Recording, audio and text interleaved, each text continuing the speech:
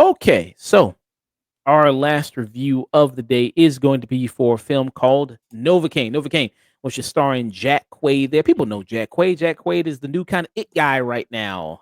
You see him popped up in a lot of things. People know him from The Boys. We just saw him actually just recently this year. He was in a movie called Companion. He was in that film there, which I like quite a bit there.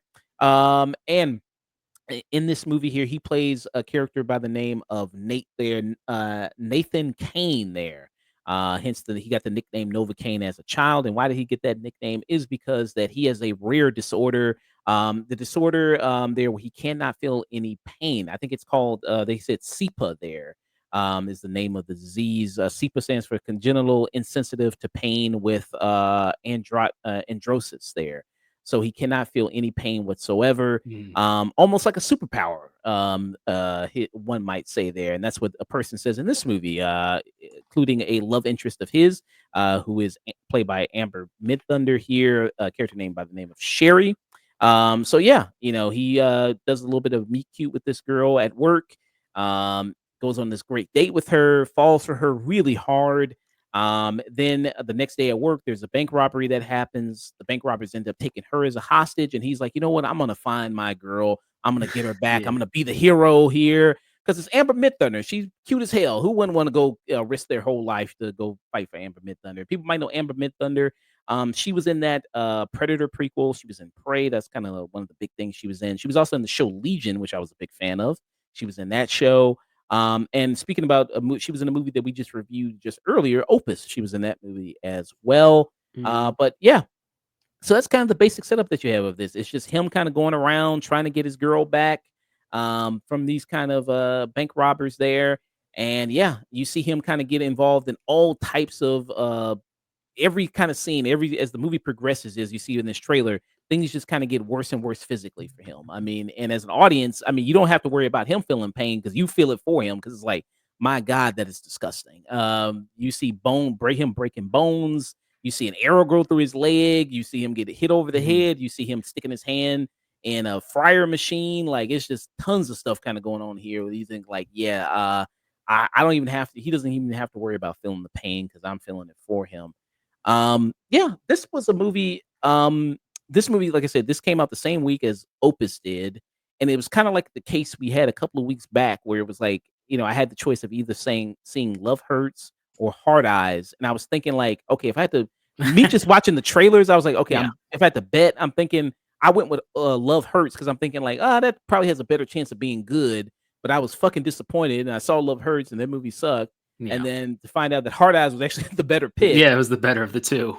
And then kind of the same thing here, where it was like Novocaine with the trailer. I was like, this doesn't look all that great. And then it was this or Opus. And then I was like, I think if I had to bet, I think Opus is probably going to be maybe the better pick here. And I saw Opus first Thursday night, and I saw this today, Novocaine. And I was like, yep, Novocaine was the better pick there out of those two movies. This is a lot of fun. This movie here, I think it's got a lot of creative action sequences in it. You think about like, well, if a guy can't feel pain, what's really the stakes here for people to really get invested? I still think, he's not like invulnerable. Yeah, In it terms just of, means that he's just not going to stop. yeah, He just doesn't have that initial inertia of stop, which makes him extremely dangerous. It doesn't mean it's unconsequential. He still can bleed out. He still can die from injuries. Actually, that's a big danger. There's a reason why a lot of people don't get to adulthood not feeling pain, because they get a cut or something and they bleed and they don't realize it. yeah. And you see, like, you look up like the life expectancy for people with this disease is not very long there. And you see like how he has to kind of live his life with this disease. Like he has to have a watch where he sets timers like every like 3 minutes. He sets his watch so he can go use the bathroom because he can't obviously feel that kind of what's going on. He doesn't eat any solid foods because he's afraid that he'll one day bite off his tongue if he eats solid foods.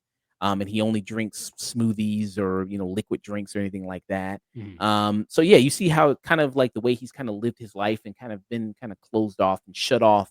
And then even though, I mean, this movie requires you a lot to like go with the kind of premise of it, Mm, as far as like, okay, he's risking his life for a girl that he only went with one date on. yeah. But you see the way he kind of lives his life, and he's very much of a shut in. He very much hasn't really connected with anybody really before because he's had this disease. And so it kind of leads to like, okay, well, yeah, okay, you get maybe why he is that invested in this kind of, maybe more than a normal person would be. And yeah, just kind of interesting to see how he kind of lives his life there. But Dusk, what are your thoughts on Novocaine? This movie had no right being as fun as it ended up being. This kind of reminded me almost like a less intense version of Crank, I the thought Crank about that too. movies. Yeah. Because there are many moments where just so much shit happens to him, and he's just like, fuck it, I don't feel any pain, and then it keeps going. There's a in the trailer. There's a torture scene where he kind of gets tortured a bit, and he just has to pretend, oh yeah, I'm supposed to feel pain here. Oh, Yeah. oh, it really hurts. Really, honestly, this movie is carried by Jack Quaid, who I think does a really fun job. He's a really there's a reason why he's a fan favorite from The Boys, and his career's kind of taken off since then. He just has a natural charisma to him that I think is really good. Apparently, he's also seems to outside of movies, he's just a decent enough guy. Mm, Apparently, for what I've heard, but mm, okay. But yeah, I mean, yeah, like I say, I mean, it did remind me kind of Crank of like how, because if people don't know the premise of Crank, it's that he has to kind of like generate electricity there for his heart, because he's got like a timer in his heart, or what was it, like a pacemaker or some type of yeah, thing. he's basically going to die if he doesn't get an electric shock charge. Yeah, so it's like the movie constantly throughout Crank is like trying to come up with all these different scenarios of how he kind of does it. Like at one point he's rubbing up against a woman to try to, you know what I mean, like do that. So this movie kind of has that similar kind of thing of like the action sequences is kind of like every moment it's like, what more thing can we have him do that's more Mhm. disgusting than the last thing? And like he just kind of says, "Fuck it, I can't feel pain, so fuck it, why not? Like let me do this and let me, fight this Yeah. guy," because like he's going up against hardened criminals here, and then the dudes that he's going up against, apparently they took a lot of kung fu classes because Oh they're yeah, doing a lot of they're martial just arts. kicking the crap out of him. Yeah, I was like, wow, okay, they watched a lot of Jackie Chan movies here because they doing a Oh yeah. lot of martial arts here Yeah, with this this. movie gets disgusting at certain points where you're just like, oh, ooh. That trailer shot where he sticks his hand into the oil fryer is by far that one was like, oh god. Yeah, and you see his hand afterwards. His hand looks like a Freddy Krueger's hand, after he does that, and it's, like, disgusting. Like, you saw the scene in the trailer where he punches the glass, and then he turns into Liam Neeson from, the Gray, there. Like, Mhm. yeah, I mean, there's lots of cool stuff action-wise they do with, this and this concept, which I thought was really inventive and really fun. And that was kinda one of the surprising things. Like I said, the trailer didn't really impress me all that much. It was like, "Oh, okay." I mean, I knew what the premise was Mhm. from the trailer, but it was like, okay, alright." But actually watching it, it is a lot of fun, and it does have a good heart to it, and it is really sweet as well, which I thought it's very earnest in its sweetness. There, it's kinda like it seems like what Love Hurts was attempting to be. Yeah, that was actually supposed to bring that up. That's what surprised me the most was that it was earnest. That it kind of just laid out, this is our premise, is what we're doing. But yeah, to top off on with Real Pineapple, yeah, Crank is a good double feature movie. If you want to do Crank 1 and Crank 2, they actually are good double features.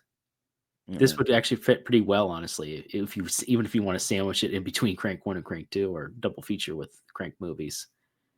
Mm. But I think I was surprised too by the earnestness in it. And it felt more like this is kind of what Love Hurts wanted to be. And it was very clear from Love Hurts that it wanted to be more R rated, but it dubs itself down to a PG-13.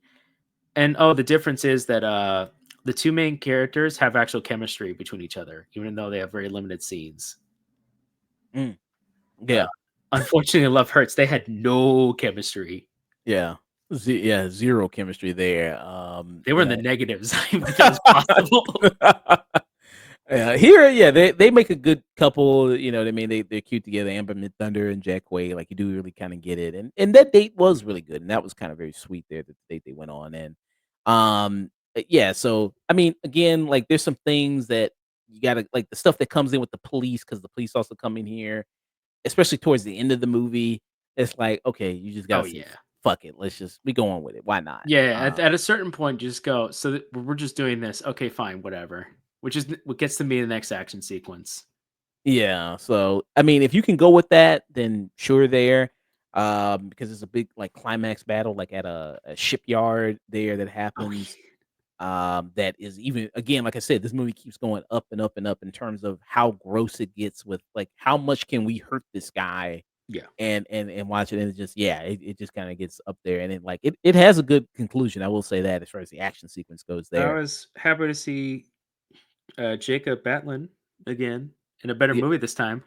yeah, I mean, he's in something better than Taro, Yes, I was there. about to say that. Yeah, Yes, you have, Jacob, Batalon who comes in here, who people might know he's, Ned Leeds in the Spider-Man movies. He's that, and he kinda comes in here as the best friend to, Jack Quaid's character, because he's a character that he's at first, he's never met him in person because 'cause they're friends, they play over a video game. It's kinda like it looks like a fake ass World of Warcraft yeah. type game or something, and they're playing over it. We can't Uh afford Blizzard's money. We'll just make our own. Yeah, we'll make some kinda because you notice, like, when he's playing that game, he's still at the same level. Yes, I Like, noticed that, which is it's like funny because I actually imagine Jack Quaid is such a nerd. He probably would have been like, "Can I like showing a level up?" And it's like, "No, and we ain't got money for we don't got money for that. that. We We ain't got got money for time to stunts." design all that. Yeah, so, yeah, because I was like, "Wow, they're still in the same forest, like, all this time." I was like, "Okay, sure." But that's not really that important. But, yeah, he kinda comes in he's good in here. I think Jacob, Batalon comes in really good. This movie directed by Dan Burke and Robert Olson there is who directed this. They directed other things such as Significant Other, they directed Villains, they directed Stake Land 2, they directed Body. Have you seen any of those movies? No. Okay, I've heard of Villains. That was the movie with, Bill Skarsgård in it. Yeah, Villains is the only one I've heard of. I Yeah, haven't really heard of any of the other ones. yeah. I think I've heard of Significant Other, but I never watched. I have not watched that movie. But yeah, I mean, this was a great time in the theater to watch this. Like I said, it surprised me how much I liked it, how much I enjoyed it. The Mhm. action sequences are really good. I think it has a good, romance stuff kind of going on here. Jack Quaid is, very lovable. I mean, very lovable kind of guy here, Jack Quaid.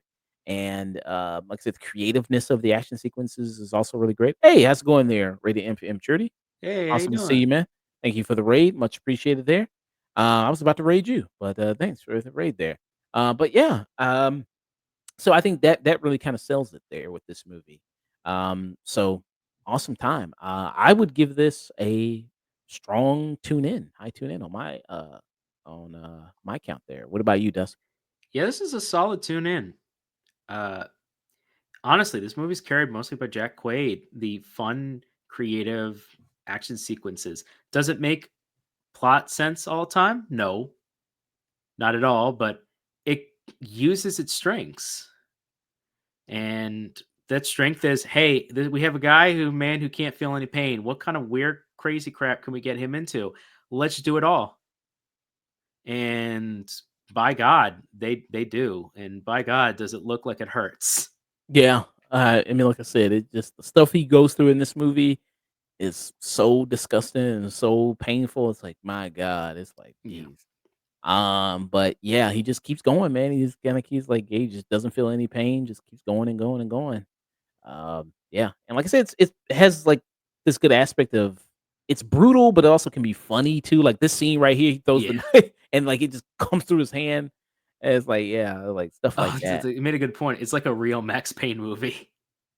Oh yeah, it's going to this is yeah, it's like a real Max Payne movie. Yeah, Except I would have actually totally you know what? Jack Quaid actually would actually be a solid Max Payne.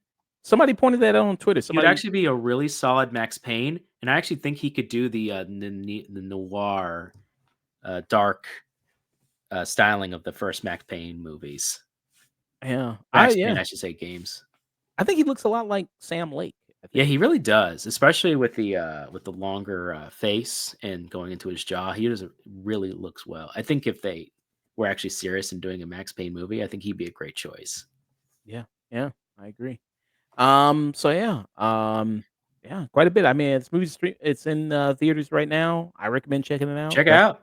Dusk recommends checking it out. A lot of fun, a lot of great time. It's a good date movie there as well, I think. It is. Nothing says love like willing to put yourself through living hell and pain and possibly future permanent pain. Actually, permanent maybe removal of a hand by the end of it. Honestly, Yeah, I mean, it's man, I was like, damn, I was like, ooh, everybody in the yeah, theater was going, ooh, ugh. yeah. I don't know about that. Are you willing to go through that? It's like well, whatever. Yeah. Brandon Drew said 100% the face, unsure about the voice though. You could always just get a dub of a voice if you really want to. Oh yeah, Also, I'm sure he could do the voice work. He's got range.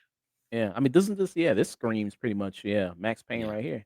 Like somebody even pointed out, like, yo, Max, yeah, like people have that kind of going. Oh, let me see. Not even sharing it. I bet. Something's wrong with my StreamYard today. But Oh. yeah, like you see that, yeah, kind of going on. Yeah, Yeah, he's got it. he's He's got the definitely look. definitely got the look. Yeah, he's got the look. Yeah, for sure. So yeah, out of all the movies we talked about, I think Novocaine I'm probably the most high on, probably. Yeah, I think it is, honestly. Yeah. So two tune ins Yeah. for Novocaine.